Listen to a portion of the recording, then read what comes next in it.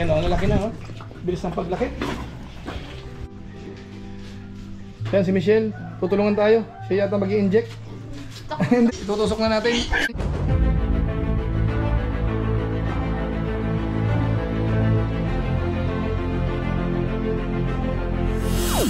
So ayun, shoutout guys, muli, welcome po sa aking YouTube channel.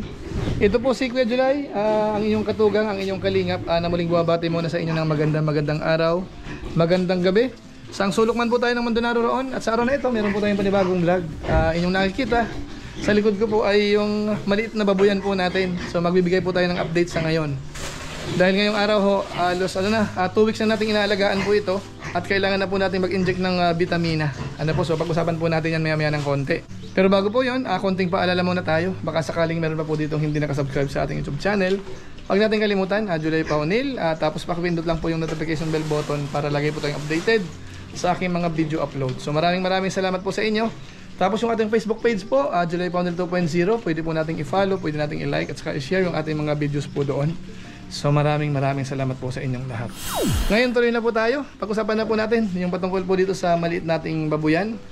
Bali meron po tayong 15 piraso na inaalagaan po. Puro babae po yan. Gagawin po nating inahin. So ano pala bali nag-start pala tayo April 3, 2024.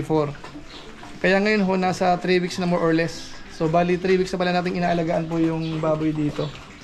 Lumalabas. Bali dalawang batch po ito, dalawa yung lahi na pinanggalingan. Yung isa ay pinanganak po ng February 14, 2024, tapos yung isa naman February 23, 2024. So matanda po ng konti yung nandoon, yung 7 piraso. So yung 8 piraso ho, ito. Tingnan muna natin bago natin ibigay yung vitamina po nila. Yan, ito po yung 6 na piraso. Yan, ang laki na po nila yan, ha. Yan. Medyo nangihinain sila. Ayan. Tapos yung dalawa, hiniwalay natin. Dahil nga po, matapang tong isa na to, kinahagat yung isa. Sa ginawa natin, hiniwalay natin. Yan, matapang yan. Ito yung madalas kinakagat niya. Kaya medyo parang maliit siya. Pero nung una, halos pa rin sila ng size. Ayan, hiniwalay muna natin. Ito naman yung isang batch naman, isang lahi. Ayan yung 3. Ang laki natin po niyan, ang laki ng 3. Tapos dito naman yung 4. Bali 7 piraso yan. Yan ang laki na, bilis ng paglaki. Ayan, So yan bali, Yan bali ang inaalagaan natin. Isang February 14 at saka yung isang batch naman February 23. So lamang ng 1 week more or less. Pero yung size po, ang laki ng difference. Ang laki ng itong 7 piraso mas malaki. So ngayon po mag-i-inject tayo ng vitamina. Ayan, ito po bali yung gagamitin natin based sa technician. Ito yung na-recommend niya, multivitamins po yan, A, B, complex, D, and E. Nerobit. So pasensya doon sa ibang brand, Ito po muna ang na-recommend ng technician. So umpisa na ho natin siguro, mag-inject na tayo. So discard na natin kung sino mag-inject. Kahit ako na lang siguro, basta tusukin natin, ilagay natin yung vitamina, pwede na yan. So ang kasama natin dito siyempre si Ricky. Siya ang taga-alaga natin dito. Kaya kung mapapansin po natin, walang amoy. Laging malinis po yan. Yan, malinis yan. Wala kang masyadong amoy na makikita dito. Amoy, amoy baboy. Yan, pero yung nila, hindi masyadong maamoy kasi halos 2 beses na naglilinis siya pa sa isang araw. Lagi pong malinis siya. So yan. Tapos ito naman yung pinakakanal natin dyan. Diretso yan doon. So walang problema. Naglagay tayo ng shade. Yung mga ganda mag-absorb ng init ng araw. Para paghapon, hindi sila naiinitan. Yung sa tubig naman, walang problema. Meron tayong elevated water tank para sa kanila. So ayos po yan. So yun, umpisa na natin yung pag-inject. Tingnan natin kung ilang ml ang dapat sa bawat isa. Yan si Michelle, tutulungan tayo. Siya yata mag-i-inject. Hindi, maghahawak na ng camera pala. Takot siya sa injection. Ngayon, doktor muna tayo ngayon. Sino matusok ko, Ika? Ika? Agu. Ayan, itutusok na natin.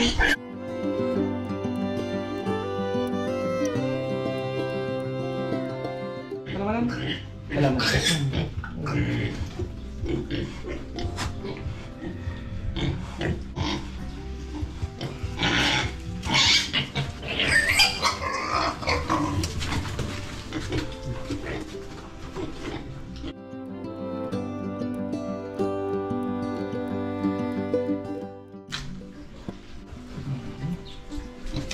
Next.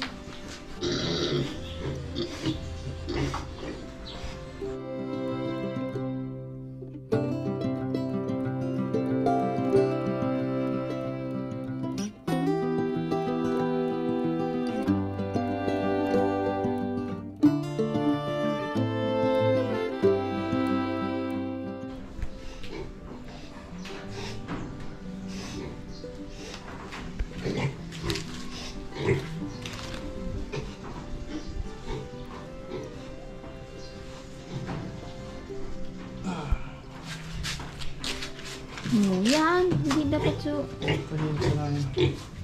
Tahimik lang ko yan ah.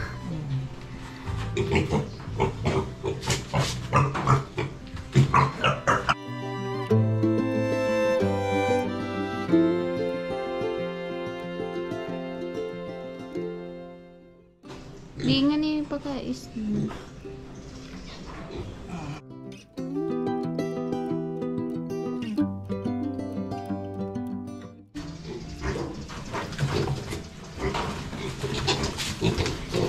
Ay! Ilan na lang? Isa na lang, kuya. Tapos na.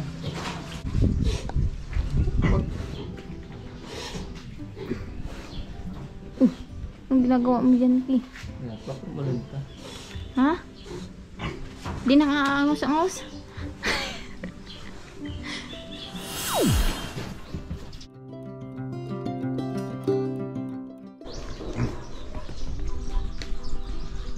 So yun po, yan po yung alaga nating baboy dito. Bali, 15 po yan lahat, ano? So yung ilan doon mga tulog, pero yung maliliit, gising na gising, oh. Ayan. So bali ang gagawin po natin dito, dahil 15 yung inahin natin, or gagawing inahin, mag-i-expand po tayo dito. Baka dito sa side na to. Lagyan natin to para kapag malaki na sila, dapat isa-isa na. Isang kulungan, isang baboy. Hanggat sa ano siya, manganak siya. Ayun po ang gagawin natin. Kaya medyo marami pa po tayong gagawin dito. Nag-i-start pa lang po tayo dito sa ating backyard farming. Ano po? So yan lang po muna siguro mga kababayan po natin. Yan po yung ating latest update dito po sa inaalagaan nating baboy. So siguro po sa mga susunod naman, ipapakita ko po uli sa inyo. Bagamat sa ngayon po napapansin po natin ang bilis po ng paglaki. Kaso nga lang po, malaki rin po yung gastos sa pagkain. Ano po? Pero syempre, ganoon talaga ang hanap buhay, ang negosyo. Kailangan natin yung mga kapital. Ano po? So siguro po pansamantala mga kababayan po natin, magpapaalam po muna tayo. Pero gaya po ng dati, meron na po tayong isa shout out.